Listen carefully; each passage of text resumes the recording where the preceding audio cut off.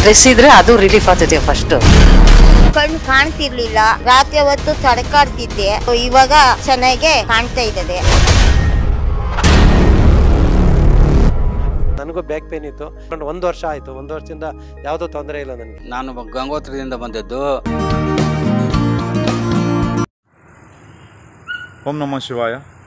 ಸಮಸ್ತ ವೀಕ್ಷಕರಿಗೆ ಸಸ್ಯಾಮೃತ ರಮೇಶ್ ಮಾಡೋ ನಮಸ್ಕಾರಗಳು. ಸ್ನೇಹಿತರೆ, ಈ ದಿನ ಎಲ್ಲರೂ ಬಳಸ್ತಕ್ಕಂಥ, ಪ್ರತಿಯೊಬ್ಬರು ಬಳಸ್ತಕ್ಕಂಥ, ಎಲ್ಲರ ಮನೆಯಲ್ಲೂ ಬಳಸ್ತಕ್ಕಂಥ ಒಂದು ಗಿಡಮೂಲಿಕೆಯ ಬಗ್ಗೆ ನಾನಿವತ್ತು ಒಂದು ಪರಿಚಯವನ್ನು ಮಾಡಿಕೊಡ್ತಾ ಇದ್ದೀನಿ ಸ್ನೇಹಿತರೆ. ಪುದೀನ ಸೊಪ್ಪಿನ ಬಳಕೆಯಿಂದ ಯಾವ ಸಮಸ್ಯೆಗಳನ್ನು ತುಂಬ ಸರಳವಾಗಿ ಪರಿಹರಿಸ್ಕೋಬೋದು ಅನ್ನೋದ್ರ ಬಗ್ಗೆ ಒಂದು ಸರಳವಾದ ಮಾಹಿತಿಯನ್ನು ನಾನು ಇವತ್ತು ನೀಡ್ತೀನಿ ಸ್ನೇಹಿತರೆ.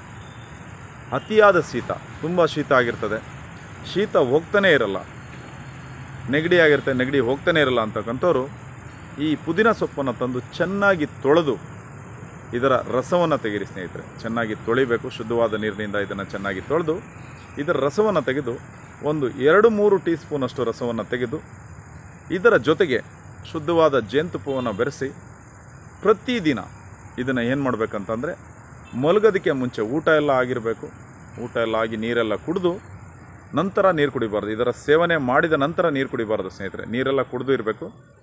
ಇನ್ನೇನು ಮಲಗಬೇಕು ಅನ್ನೋದು ಒಂದು 10 ನಿಮಿಷ ಮುಂಚಿತವಾಗಿ ಏನು ಮಾಡಬೇಕಂತಂದರೆ 2-3 ಟೀ ಸ್ಪೂನಷ್ಟು ಪುದೀನ ಸೊಪ್ಪಿನ ರಸ ಮತ್ತು 1 ಚಮಚ ಶುದ್ಧವಾದ ಜೇನುತುಪ್ಪವನ್ನು ಬೆರೆಸಿ ಕುಡಿತಾ ಬಂದರೆ ಶೀತ ಮತ್ತು ನೆಗಡಿ, ಏನು ಶೀತ ನೆಗಡಿ ಬರ್ತಾನೆ ಇರ್ತದೆ, ಅದು ಸಂಪೂರ್ಣವಾಗಿ ಶಮನವಾಗ್ತದೆ. ಇದು ಒಂದು ಅದ್ಭುತವಾದ ಮನೆಮದ್ದು ಸ್ನೇಹಿತರೆ. ಎಲ್ಲರಿಗೂ ಸಿಗ್ತಕ್ಕಂಥ ಪುದೀನ ಸೊಪ್ಪಿನಲ್ಲಿ ಈ ಒಂದು ಔಷಧಿ ಗುಣ ಇದೆ ಸ್ನೇಹಿತರೆ. ಇದನ್ನು ಬಳಸಿ ಸಮಸ್ಯೆಯಿಂದ ಹೊರಗಡೆ ಬನ್ನಿ ಅಂತ ನಾನು ಈ ಮೂಲಕ ನಿಮಗೆ ಕೇಳ್ಕೊಳ್ತೀನಿ. ಮತ್ತು ಇನ್ನೊಂದು ಅದ್ಭುತವಾದ ಒಂದು ಕೆಲಸ ಏನಂತಂದರೆ, ದೃಷ್ಟಿ ದೋಷ ಇರತಕ್ಕಂಥವ್ರಿಗೆ, ಕಣ್ಣಿನ ದೃಷ್ಟಿ ಕಾಣದೇ ಇರತಕ್ಕಂಥವ್ರಿಗೆ ನಮ್ಮ ಆಶ್ರಮದಲ್ಲಿ ಗಿಡಮೂಲಿಕೆಗಳಿಂದ ತಯಾರಿಸಿದ ಔಷಧಿ ಹನಿಗಳನ್ನು ಹಾಕುವುದರ ಮೂಲಕ ಸಾವಿರಾರು ಜನ, ಇನ್ನೇನು ಲಕ್ಷಾಂತರ ಜನಕ್ಕೆ ಹೋಗುವಂಥ ಒಂದು ಗಣನೆ ಇದೆ ಸ್ನೇಹಿತರೆ. ಅಷ್ಟೊಂದು ಜನ ದೃಷ್ಟಿಯನ್ನು ಪಡ್ಕೊಂಡಿದ್ದಾರೆ. ದಯಮಾಡಿ ದೃಷ್ಟಿದೋಷ ಸಮಸ್ಯೆ ಇರತಕ್ಕಂಥವ್ರು ಇಲ್ಲೂ ಬಂದು ಕಣ್ಣಿನ ದೃಷ್ಟಿದೋಷ ಸಮಸ್ಯೆಗೆ ಗಿಡಮೂಲಿಕೆಗಳಿಂದ ತಯಾರಿಸಿದ ಔಷಧಿ ಹನಿಗಳನ್ನು ಇಲ್ಲಿ ಹಾಕ್ತೀವಿ. ಸಮಸ್ಯೆ ಇರತಕ್ಕಂಥವ್ರು ಇಲ್ಲಿ ಬಂದು ಸಮಸ್ಯೆಯನ್ನು ಪರಿಹಾರ ಮಾಡ್ಕೊಳ್ಳಿ ಅಂತ ನಾನು ಈ ಮೂಲಕ ಕೇಳ್ಕೊಳ್ತೀನಿ. ನಮಸ್ಕಾರ ಸ್ನೇಹಿತರೆ.